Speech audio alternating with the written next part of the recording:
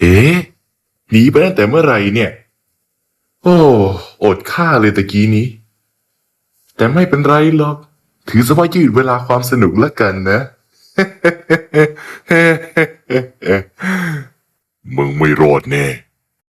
เฮ้ยตอบกันหน่อยรู้เลยว่าฝั่งนู้นกำลังมีเรื่องวุ่นวายอยู่แต่ฝั่งนี้น่ะก็พอกันเลยนะเว้ยเสร็จเมื่อไหร่ก็มาช่วยด้วยโอ้คาดไม่ถึงว่าจะเจอคุณที่นี่ด้วยนะเนี่ยสวัสดีครับคุณกรีกที่ควรจะเรียกว่าท่านหัวหน้าดีแหละครับ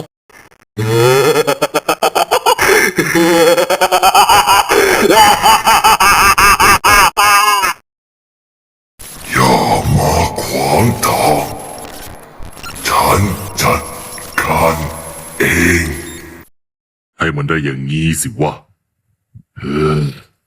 น่ารำคาญเป็นบ้า